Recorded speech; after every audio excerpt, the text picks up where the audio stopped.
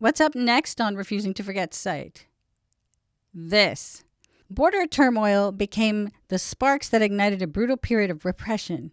Scattered attacks on ranches, irrigation works, and railroads by ethnic Mexicans quickly developed into a local rebellion in the valley.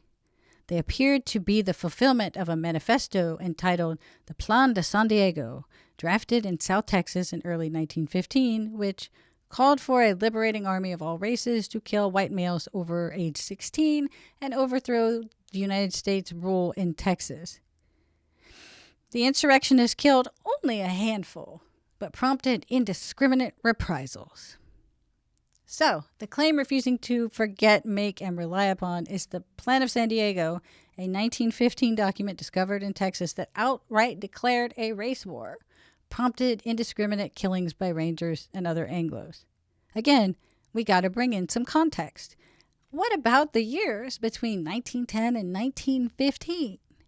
The Mexican Revolution is in full swing. There's no Plan of San Diego yet. Let's take a look at race relations before the Plan of San Diego.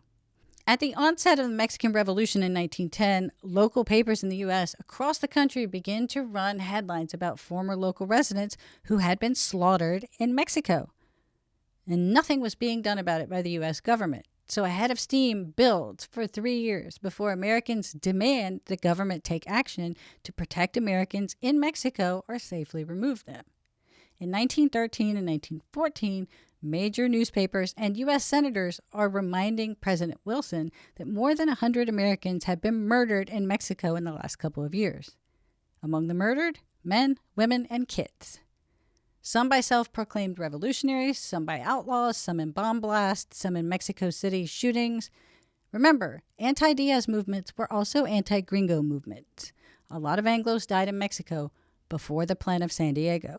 While Anglos and Mexicans were murdered in Mexico before the plan came to light, national headlines trumpeted the slayings of 2 Tejano ranchers by Mexicans down on the Texas border. In November 1913, a middle-aged Tejano man from Laredo named Porfirio Laurel was working on a ranch near Hidalgo, Mexico. After a clash between federales and revolutionaries nearby, Laurel was swept up as a prisoner and tossed into a Nuevo Laredo military prison. His loved ones asked the government for help, and the U.S. government repeatedly demanded Mexico release the man. Mexico just didn't bother to respond.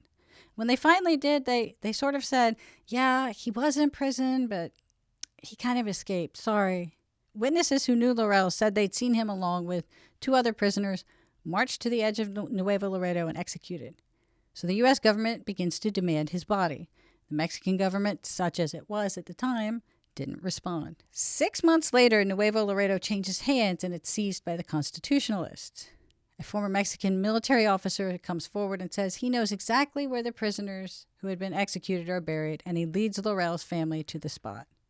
And there was Laurel, 2 miles west of town, buried in a shallow grave that he shared with 2 other men.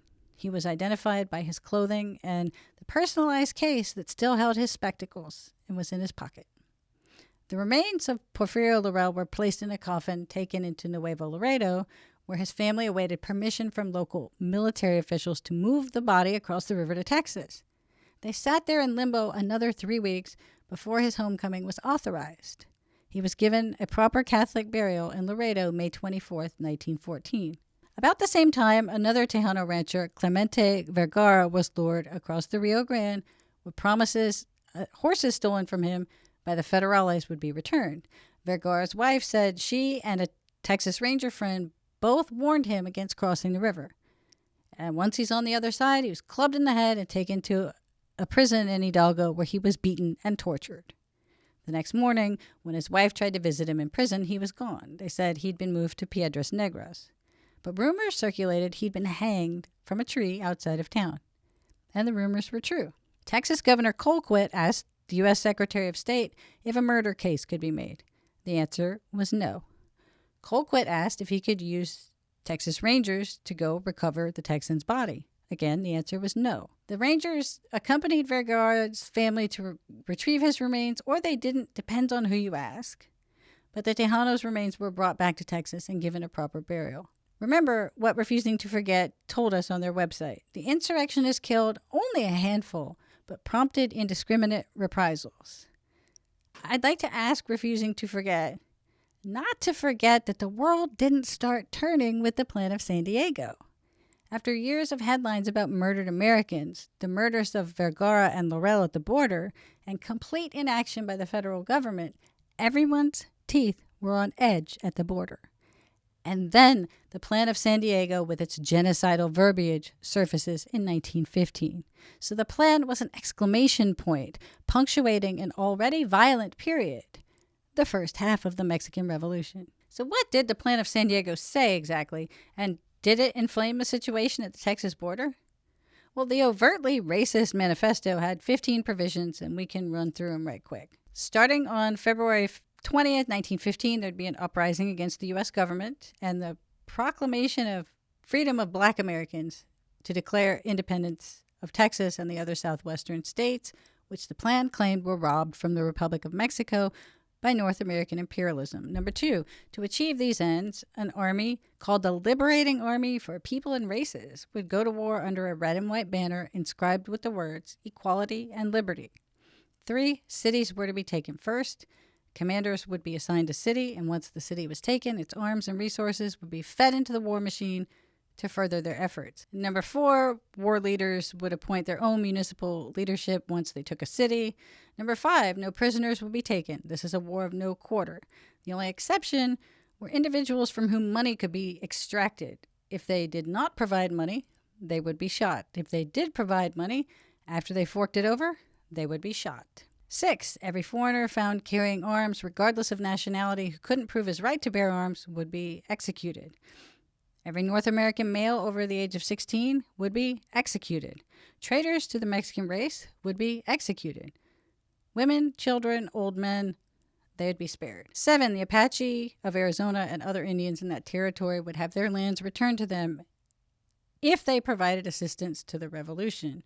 Number 8 was about ranking appointments in the army. 9, once the armies gained control over all the states, they would declare themselves a free and independent republic and maybe later request annexation to Mexico. 10, after independence for blacks was achieved, and of course blacks were free by this point, but I assume this refers to Jim Crow, the revolutionary leaders would assist them in taking by arms 6 more states in the U.S., bordering the states already taken by the revolution. So next to the Revolutionary Republic, there would be an independent Black Republic. 11, no terms can be made with the enemy since this is a war of no quarter. No troops will be admitted that are not of the, quote, Latin, the Negro, or the Japanese race, end quote. Once these objectives are obtained, nobody should commit treason. Got to include that. Line 14 lays out how the Revolutionary Congress would be formed to govern the place. And number 15, the movement would not accept the moral or financial aid of Mexico. So, the Plan of San Diego was a manifesto that called for specific racial groups to kill other specific racial groups in summary, retaliatory executions. You can perhaps see how this served to scare the hell out of folks living on the border and beyond after 5 years of violence in Mexico creeping up and seeping across the border. But what of the only a handful killed in scattered attacks that refusing to forget dismissively references? The number of attacks directly linked to the flag of the Plan of San Diego was indeed not large.